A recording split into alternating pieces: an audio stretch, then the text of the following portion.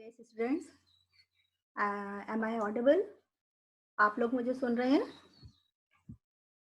Yes. आज हम लोग इसके कैपिटल गेन के बारे में पढ़ेंगे।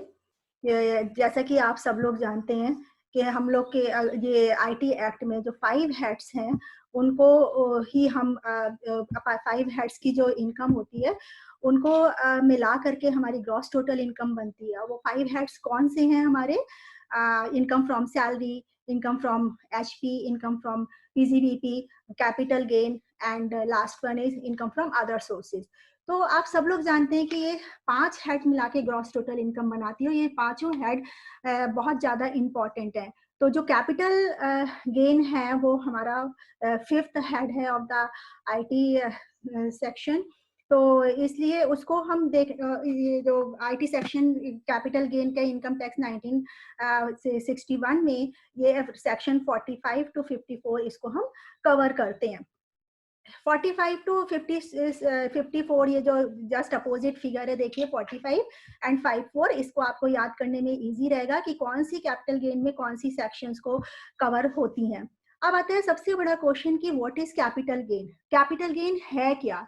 एक्चुअली कैपिटल गेन को जो 45 टू 54 में हमने एक्सप्लेन किया है और आईटी सेक्शन जो हमें एक्सप्लेन करती है, तो उसका जो चार्जिंग सेक्शन है वो सेक्शन 45 ऑफ इनकम टैक्स 1961 में करते हैं। क्योंकि किसी भी अगर कोई भी हम जो हेड पढ़ रहे हैं उसमें हर हेड में चार्जिंग सेक्शन ही होता है, वही हमें बताता है कि किस तरीके से इनकम टैक्स को चार्ज करेगा उस हेड पर।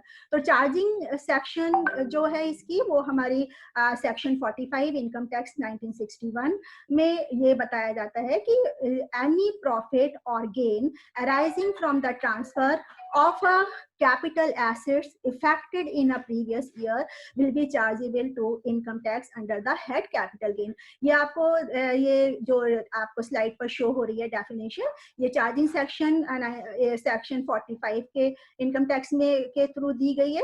और इसमें आप समझ रहे हैं कि कोई भी ऐसी कैपिटल एसेट्स जो जिसका ट्रांसफर किया जाता है, ट्रांसफर करने पर जो प्रॉफिट और गेन मिलता है उसको हम ये कहेंगे कि हाँ, कैपिटल प्रॉफिट और गेन जो मिलता है उसको हम अंडर कैपिटल गेन मान करके जो इनकम टैक्स है उस पर चार्ज करती है। अब आते हैं कि यहाँ देखिए मैंने दो अंडरलाइन करी हुई हैं, द ट्रांसफर और या कैपिटल एसेट्स। ये दो टर्म बहुत जरूरी हैं जो हमारे कैपिटल गेन को अच्छी तरीके से एक्सप्लेन करती हैं। इन दोनों को समझना बहुत ही इंपॉर्टेंट है।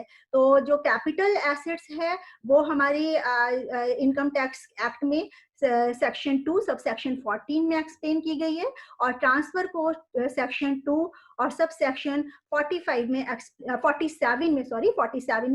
2 सब सेक्शन 47 में एक्सप्लेन किया गया है। सो अगर अब हम one by one capital assets and transfer के बारे में एक्सप्लेन करेंगे।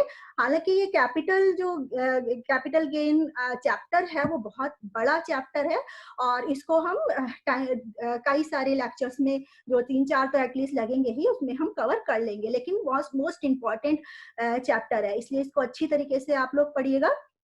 व्हाट इज कैपिटल एसेट्स क्या है, जिसको हम सीए भी बोलते हैं। What is capital assets? तो कैपिटल एसेट्स का को अंडर सेक्शन 2 सब सेक्शन 14 में डिफाइन किया गया है आईटी एक्ट में, कि यहाँ पर प्रॉपर सेक्शन कहा गया है, इसमें 2 क्लॉजेस दिए गए हैं। एक क्लॉज में कहा गया है कि property of any kind held by an assessee whether or not connected with his business or profession। और इसका मतलब क्या है, पहले हम इसको समझ लेते हैं फिर सेकंड क्लॉज की बात करते हैं। यहाँ पर एसएससी का मतलब एसएससी कोई भी एसएससी, जो वो इंडिविजुअल है, कंपनी है, फर्म है, कोई भी हो सकती है एसएससी। एसएससी मींस होता है करदाता, आप लोग बहुत अच्छी तरीके से समझते हैं।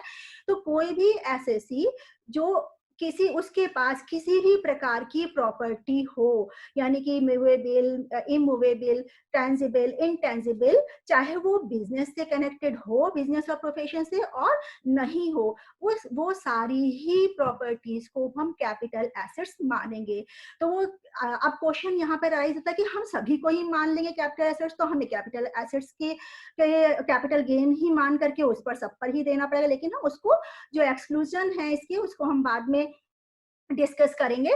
तो यहाँ पर देखिए एक वन वर्ड है कि प्रॉपर्टी, यहाँ पर हमने ये नहीं कहा एनी काइंड ऑफ प्रॉपर्टी, मैंने वर्ड यहाँ जो आईटी जो उसमें यूज किया गया है डिफाइंड डेफिनेशन में कहा है property of any kind, means कि कोई भी तरीके की प्रॉपर्टी, यानी यहाँ प्रॉपर्टी का मतलब है राइट, उस व्यक्ति का उस प्रॉपर्टी में राइट हो, और राइट होने के बाद किसी भी तरीके की प्रॉपर्टी यानी टेंजिबल, मूवेबल, इमूवेबल, हर तरीके की प्रॉपर्टी को, चाहे वो बिजनेस और प्रोफेशन से रिलेटेड हो नहीं हो, हम एसएससी के कैपिटल एसेट्स मानते हैं।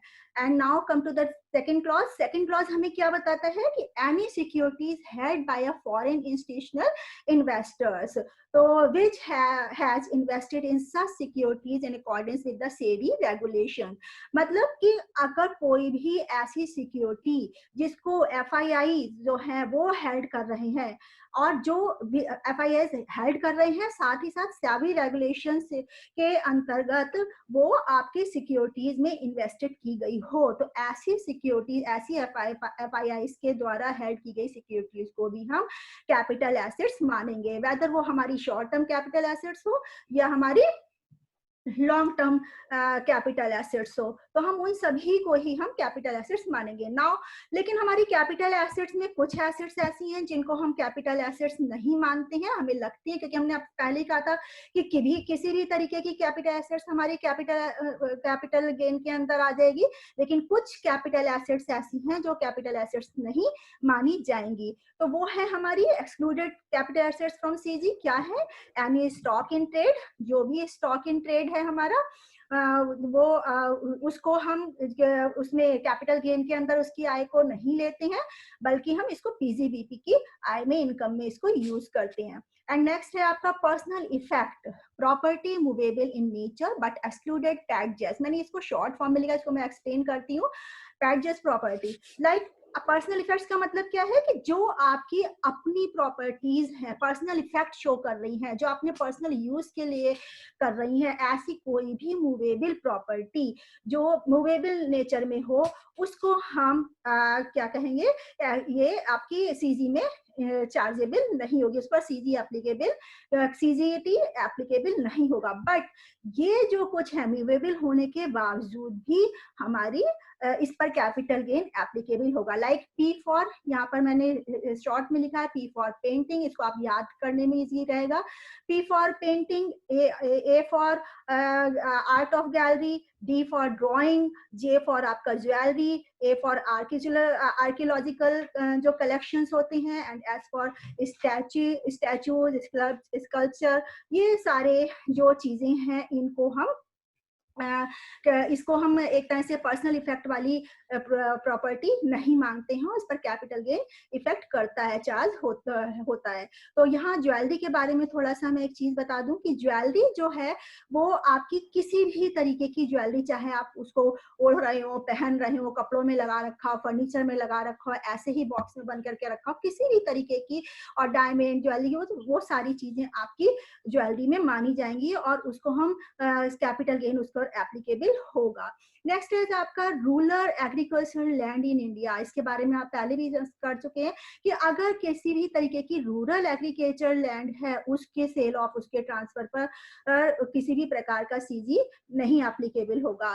एंड यहाँ पर देखिए कई तरीके के बॉन्ड दे रखे हैं। गोल्ड बॉन्ड है 77, gold bond 1980, national defence gold bond 1980। ये सारे जो बॉन्ड्स हैं, और ये आपका स्पेशल बियरर बॉन्ड है, नहीं आप बॉन्ड को ऐसे भी याद कर सकते हैं year wise, and then all bond which is issued central government.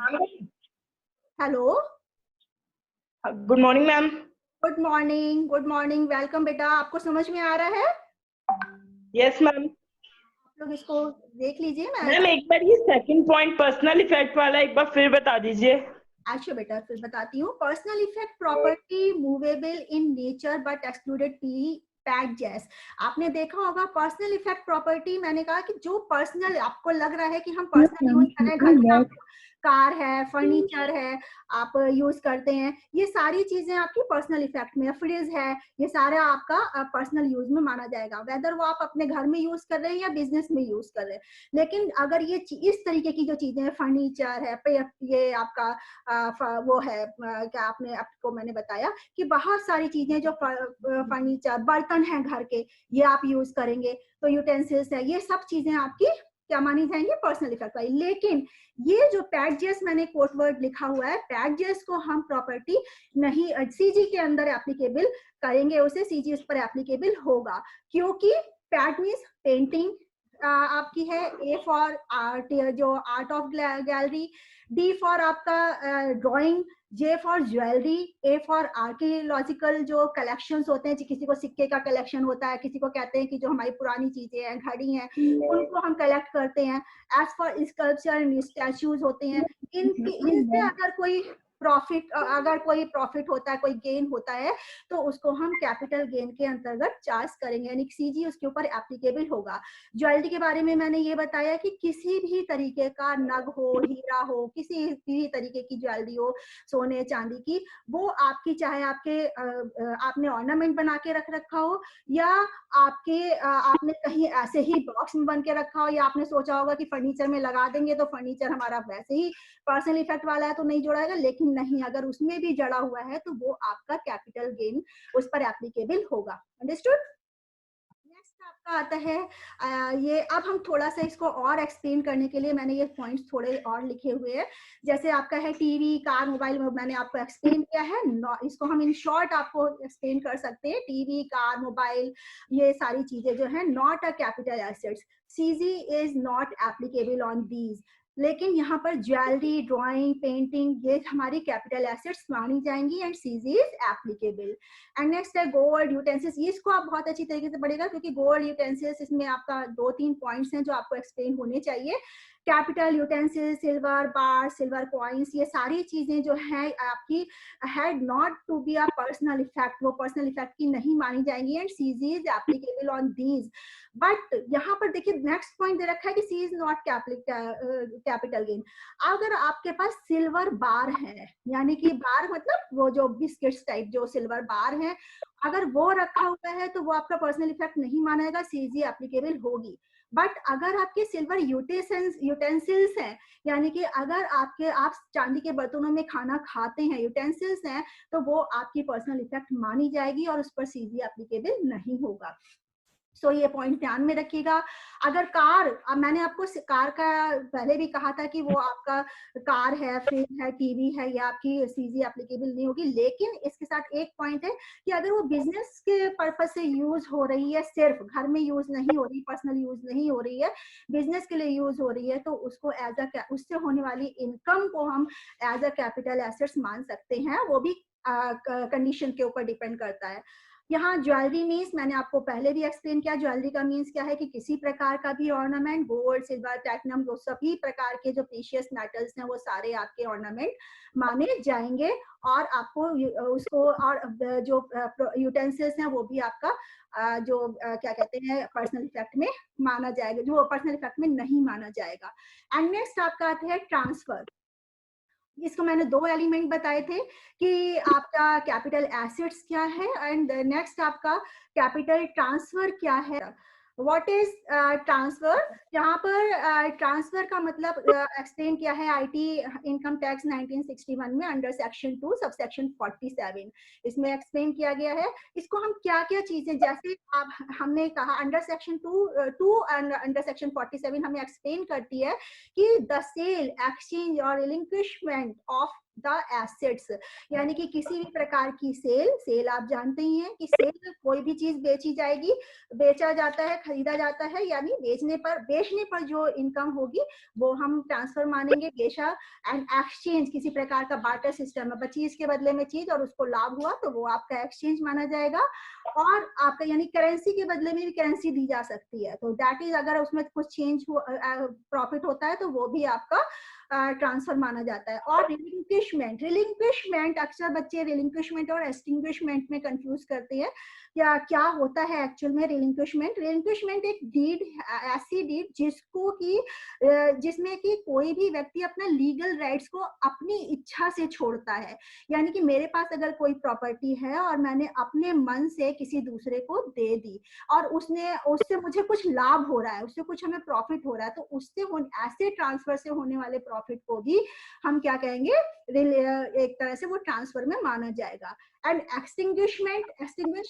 Just opposite रिलिंक्विशमेंट कि क्या हम जब लीगली कोई ऐसे सर्कमस्टांसेस आ जाते हैं जिसकी वजह से हमें उन अधिकारों को, पोजीशन को छोड़ना पड़ता है, जैसे लैंड है, रेंट है, किसी भी कारण से हमें छोड़ना पड़ता है उन अधिकारों को, और उसकी वजह से अगर कोई गेन या प्रॉफिट होता है तो वो भी हमारा एक तरह से सीजी के अंदर में चार्जेबल होगा, यानी कैपिटल गेन टैक्स उस पर भी लगेगा। तो रिलिंक्विश एंड एक्सटिंग्विश भी हमारे ट्रांसफर माने जाएंगे। एंड नेक्स्ट इज है the compulsory acquisition there of under any law, यानी कि ऐसा कोई भी लॉ के अंतर्गत कोई भी ऐसा कंपलसरी एक्विजिशन, यानी गवर्नमेंट अगर कंपलसरी एक्विजिशन कर लेती, सपोज कोई जमीन पड़ी हुई है और गवर्नमेंट को कोई काम उस पर कराना है और उसके बदले में गवर्नमेंट उस व्यक्ति को कुछ पैसे दे देती है, तो वो हमारा कंपलसरी एक्विजिशन कहलाएगा। उस व्यक्ति का ये कंपलसरी एक्विजिशन के बदले में अगर उसे कोई प्रॉफिट होता है तो वो सीजी के अंतर्गत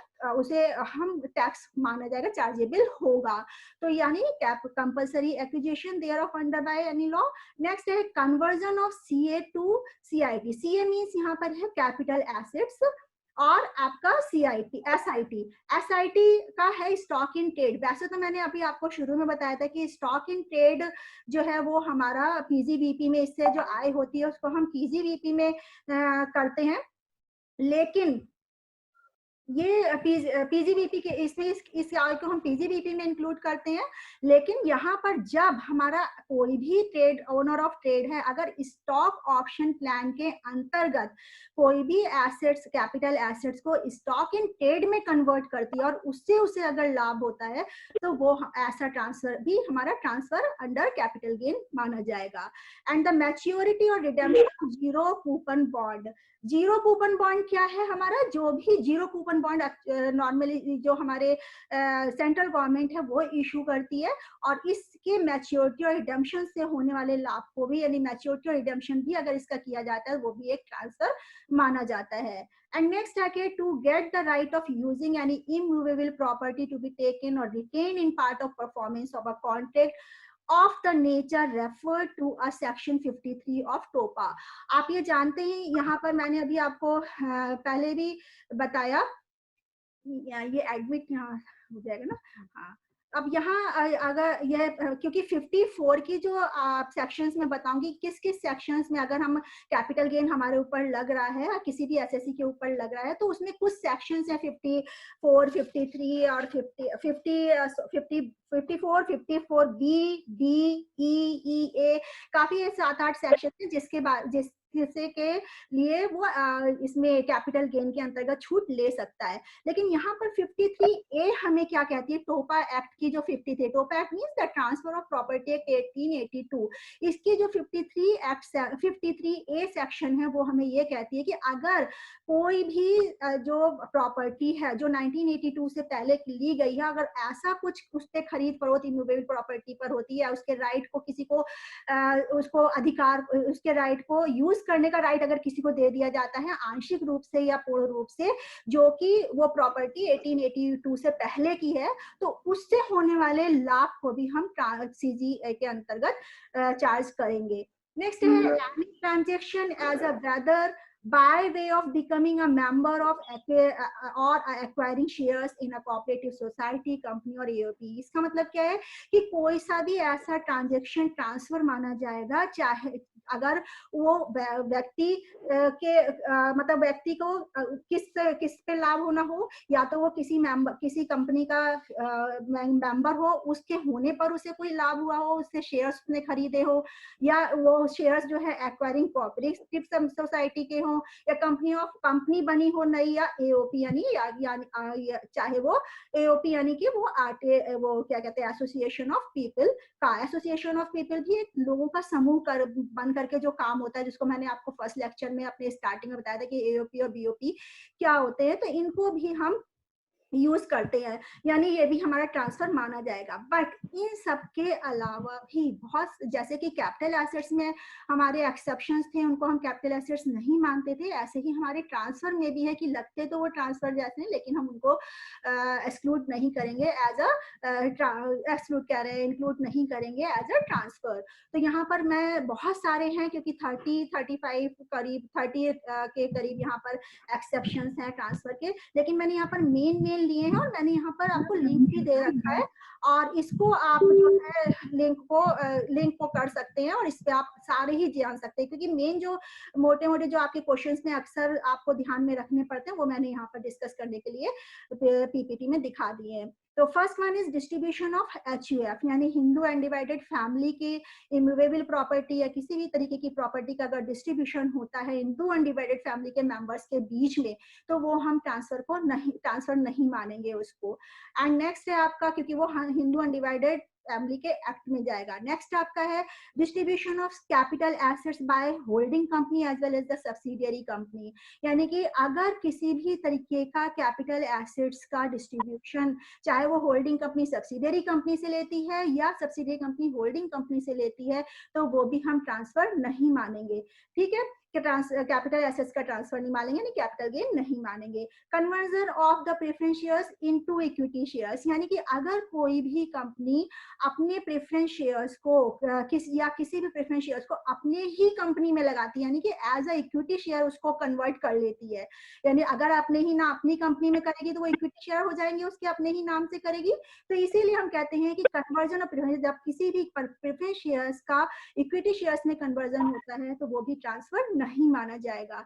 नेक्स्ट है transfer of shares, bonds, global depository receipts to NRI ये बहुत ध्यान में रखना है कि यहाँ पर अगर कोई ऐसा ट्रांसफर शेयर्स का किया जाता है, शेयर्स के बदले में, बॉन्ड का बॉन्ड के बदले में, या करेंसी के बदले में, ग्लोबल डिपॉजिट रिसीप्ट को ग्लोबल डिपॉजिटरी रिसीप्ट के बारे में, यानी any kind of transfer of these type of अगर इसका करा जाता है और इसी के बदले में, और लेकिन वो ट्रांसफर ऐसा होना चाहिए जो एनआरआई टू एनआरआई है। अगर NRI to NRI means outside India के में किया गया है, तो वो हमारा ट्रांसफर में नहीं, यानी अंडर कैपिटल गेन हम उसको नहीं मानेंगे। नेक्स्ट है transfer of any urban agricultural land before 1 मार्च 1970। 1970 से पहले का अगर कोई एग्रीमेंट किया जाता है और ऐसा सेल की जाती है अर्बन एग्रीकल्चरल लैंड की, तो उसको भी हम ट्रांसफर नहीं मानेंगे। ठीक है, and other transfer acquisition regarding इसको अगर शेयर्स है डायरेक्टली इनडायरेक्टली, यानी कि मैंने पहले ही बताया था कि जो इससे एक्विजिशन से, एमलगेमेशन से, इससे रिलेटेड अगर कोई भी ट्रांजेक्शन होता है, तो वो सारी चीजें हम आपकी इसमें ही मान लेते हैं कि ट्रांसफर वो नहीं आएगा, वो आप डिटेल में इसके जा सकते हैं। तो आज हमने क्या पढ़ा कि क्या है हमारा ट्रांसफर और क्या है आपका कैपिटल एसेट्स, और under section 214 subsection 14 and under section 247, तो उसको चार्जेबल सेक्शन को हमने पढ़ लिया। अब हम नेक्स्ट लेक्चर में पढ़ेंगे कि what type of capital assets are used, और उनका पोहा और कोहा क्या होता है, यानी कि एक्विजिशन को हम कैसे ट्रीट करते हैं, इसको हम कल करेंगे। Thank you.